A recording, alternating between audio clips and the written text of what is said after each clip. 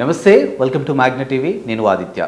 శైలేష్ దర్శకత్వంలో నాని, శ్రీనిధి శెట్టి ప్రధాన పాత్రలో నటించినటువంటి మూవీ హిట్ 3. మరి ఆ మూవీ ఎట్టకేలకు ప్రేక్షకుల ముందుకైతే వచ్చింది. సో ఇప్పటికే సినిమా చూసినటువంటి ప్రేక్షకులంతా కూడా వాళ్ళ యొక్క అభిప్రాయాలను సోషల్ మీడియా వేదికగా పంచుకుంటున్నారు. అసలు ఓవరాల్గా ఈ మూవీ ఎలా ఉంది అండ్ కలెక్షన్ల పరంగా ఏ విధంగా ఉండబోతుందో తెలుసుకునే ప్రయత్నం చేద్దాం. ప్రస్తుతానికి మనతో పాటు స్టూడియోలో ఉన్నారు ప్రముఖ అనలిస్ట్ జగదేవ్ గారు. ఒక్కసారి సార్తో మాట్లాడదాం. సార్ నమస్కారం. సార్ నమస్తే ఆదిత్య. సార్ నాని ఫ్యాన్స్ అంతా ఎప్పుడెప్పుడు అనేది చూస్తున్నటువంటి హిట్ 3 మూవీ వచ్చింది. ఎందుకంటే ఈ మూవీ రిలీజ్కి ముందు కూడా ఆయన స్టేజ్ మీద మాట్లాడినటువంటి కొన్ని మాటల వల్ల కూడా ఈ సినిమాకి కావాల్సినంత బజ్ వచ్చింది.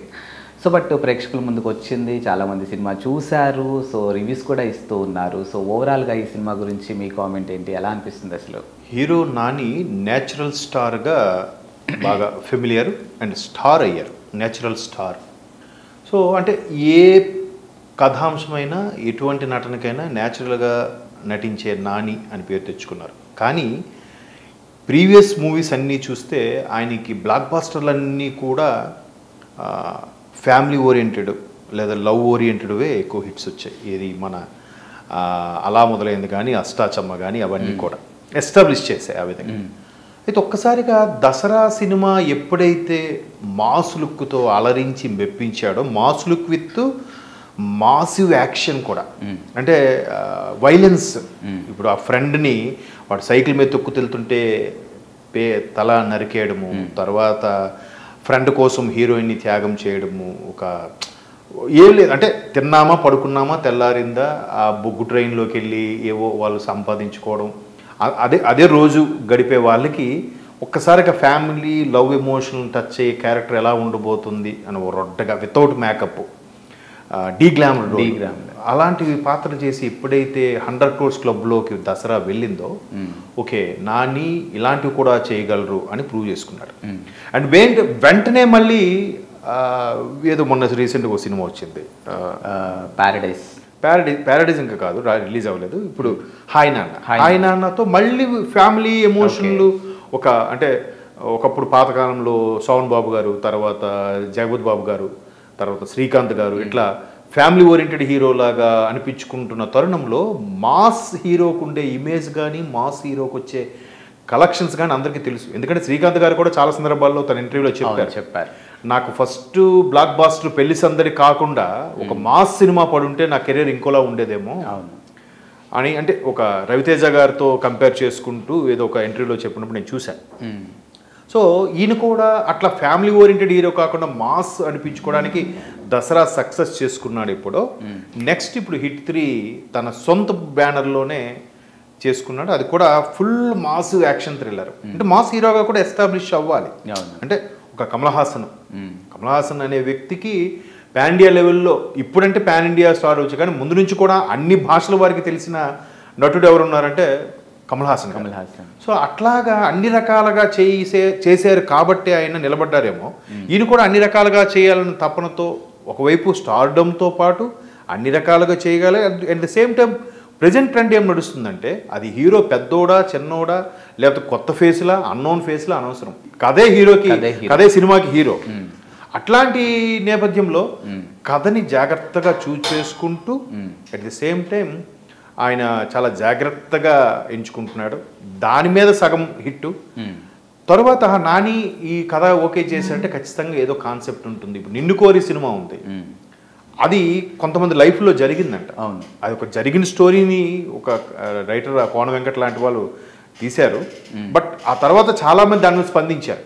సో అట్లాగా మెప్పించిన హీరో మాస్గా కూడా మెప్పించాలి, మాస్గా అయితేనే బాగా ఎస్టాబ్లిష్ అవుతా ఉద్దేశంతో దీన్ని ట్రై చేయడం, అది ఒక ప్లస్ అయింది. ఆల్రెడీ ఎంసీఏ లాంటి మిడిల్ క్లాస్ అబ్బాయి లాంటి సినిమాలు కూడా కొంచెం మాస్ టచ్ ఇచ్చారు. దసరాలో కంప్లీట్ మాస్ టచ్, ఇప్పుడు కంప్లీట్గా అగ్రెసివ్ మాస్ టచ్. అంటే ఇప్పుడు నాని విషయాన్ని చూసుకుంటే ఆ కెరియర్ స్టార్టింగ్ నుంచి ఇప్పటివరకు ఆయన చేసిన సినిమాలు ఒక్కసారి పరిశీలిస్తే అన్ని సెగ్మెంట్స్ టచ్ చేశాడేమో అనిపిస్తుంది. మీరన్నట్టు అంటే మాస్ కానీ క్లాస్ కానీ అగ్రెసివ్ కానీ, అంటే ఇప్పుడు ఒక కంప్లీట్ నటుడు అని వచ్చేసారు ఆయన్ని. కంప్లీట్ యాక్టరే. ఇప్పుడు వచ్చిన వాళ్ళందరూ కూడానండి నిజంగా ఒకసారి ఒక సీనియర్ నటుడు చెప్పిన ఇంటర్వ్యూ కూడా చూశాను నేను, నాకు పేరు చెప్పను. ఆయన అదే అన్నాడు, ఇప్పుడు జనరేషన్ వాళ్ళు ఎంత మల్టీ టాలెంటెడ్ అండి. ఎవరు తీసుకోండి, ఒక ఎన్టీఆర్, రామ్ చరణ్, ప్రభాస్, వీళ్ళందరూ కూడా మల్టీ టాలెంటెడ్. ఒక్క నాకు యాక్టింగ్ నేను హీరోగా చేశాను అనే టైపు కాదు. అన్ని ఎలిమెంట్స్లో కూడా ఎంతో కొంత అంటే 24 క్రాఫ్ట్స్ కాకపోయినా అట్లీస్ట్ ఒక 5-6 క్రాఫ్ట్స్లో కూడా వాళ్ళకి ప్రవేశం ఉన్న వాళ్ళే. అవును. ఇప్పుడు రామ్ చరణ్ ఉన్నారు. రామ్ చరణ్ మంచి డాన్సరే కాకుండా డాన్స్ మీద ఉంది అండ్ మార్షల్ ఆర్ట్స్ మీద గ్రిప్ ఉంది. ఇండస్ట్రీ ఫ్యామిలీ దీని నుంచి పుట్టాడు కాబట్టి కొంచెం ఆ ఛాయలు కథ ఎంచుకోవడం అవన్నీ కూడా ఉన్నాయి. ఎన్టీఆర్ అంటే మనకి చెప్పక్కర్లేదు, ఆల్రౌండర్. పాట పాడేస్తాడు, డ్యాన్స్ చేసేస్తాడు, అవసరమైతే డైలాగ్ సింగిల్ టేక్లో చెప్పేస్తాడు. అంటే చూడండి ఇప్పుడున్న వస్తున్న నటులందరూ కూడా మల్టీ టాలెంటెడ్. వీడొక్క యాక్షన్ చేయగలడు. పాత హీరోలు అనుకోండి, పేర్లు అనవసరం, ఒకడికి డ్యాన్సే వచ్చు, ఒక్కొక్కడికి స్టైల్సే వచ్చు, ఒక్కొక్కడికి వాయిసే ఉంటుంది, ఒక్కొక్కడికి హైటే ఉంటుంది. ఇట్లాంటివే ఉన్నాయి తప్ప మల్టీ టాలెంటెడ్గా అప్పుడు వాళ్ళు లేరు. అంటే మేబీ అప్పుడు ఎక్స్పోజర్కి అంత ఛాన్స్ లేదేమో. మొబైల్ అరచేతిలో స్వర్గం నెట్ వచ్చిన తర్వాత చాలామంది డెవలప్ అవుతున్నారు, మల్టీ టాలెంట్గా అవుతున్నారు. సేమ్ నాని కూడా మల్టీ టాలెంటెడ్. ఎట్లాగూ బాపు గారు లాంటి దిగ్గజ దర్శకుల దగ్గర, లేదంటే రాజమౌళి గారు లాంటి దిగ్గజ దర్శకుల దగ్గర అసిస్టెంట్ గానో లేదంటే అసోసియేట్ డైరెక్టర్ గానో పనిచేయడం వల్ల ఆ అనుభవం ఉంది. స్వయంగా సీనియర్ యాక్టర్ని దగ్గర నుండి చూడడం వల్ల యాక్టింగ్ అనుభవం ఉంది. అట్ ది సేమ్ టైం ఇప్పుడు ప్రొడ్యూసింగ్ చేస్తున్నారు. కోర్టు సినిమా ఏముంది అసలు? ఎక్కడ ఒక యాక్షన్ సీన్ ఉండదు, లేదు, ఒక పాట లేదు, ఒక కామెడీ లేదు, కానీ సినిమా 2.5 గంటల సేపు థియేటర్లో కూర్చోబెట్టించగలిగాడు. దర్శకుడు ప్రతిభే, అది ఒప్పుకుంటాను. కానీ ఆ దర్శకుడిని వెలికి తీసి పట్టుకోవడం కూడా గాడ్ ఫాదర్ లాంటి ప్రొడ్యూసర్కే ఛాన్స్. అది ప్రొడ్యూసరే గాడ్ ఫాదర్ ఎప్పుడైనా ఇండస్ట్రీకి. సో ప్రొడ్యూసర్గా వీళ్ళు టాలెంట్ ఉంది, అది పట్టుకోవడం కూడా. ఇప్పుడు ఇంటర్వ్యూ చేసినప్పుడు 100 మంది ఇంటర్వ్యూ చేస్తావు, అందులో 2-3 సెలెక్ట్ చేస్తావు, ఆడే పెద్ద ఆఫీసర్ అవుతాడు. అంటే మీరు ఇంటర్వ్యూ చేసినోడికి ఆవిడ చూసిన రోజు ఎలా అర్థమైపోతుందంటే that credit goes to interview చేసినోడిది కూడా, ఇక్కడ ప్రొడ్యూసర్ది కూడా. సో కోర్టుకు ఏం చెప్పాడు, ఇది కానీ కోర్టు బాగాలేకపోతే నా హిట్ 3 చూడకండి అని చెప్పాడు నిర్మోహమాటంగా. అంత ధైర్యంగా చెప్పగలిగాడంటే కథలో ఉన్న దమ్ము, సత్తా అండ్ ఈయన ఎంచుకునే టాలెంట్ కూడా ఉంది.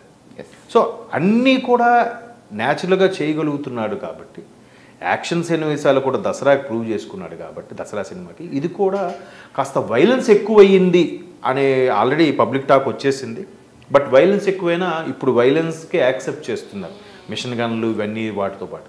సో అట్లా వైలెన్స్ను కూడా యాక్సెప్ట్ చేశాడు అనేది ప్రేక్షకులు ఆల్రెడీ డైజెస్ట్ చేసుకున్నారు. నాని నిలకు కూడా చూడొచ్చు, మాసులకు గెడ్డంతో. సో కానీ మధ్యలో కొన్ని సీన్స్ కొంచెం డల్గా ఉన్నాయని అంటున్నారు. చూద్దాం, ఇంక పూర్తి రివ్యూ అయితే రాలేదు, వచ్చాక మనం మళ్ళీ మాట్లాడుకుందాం. Thank you.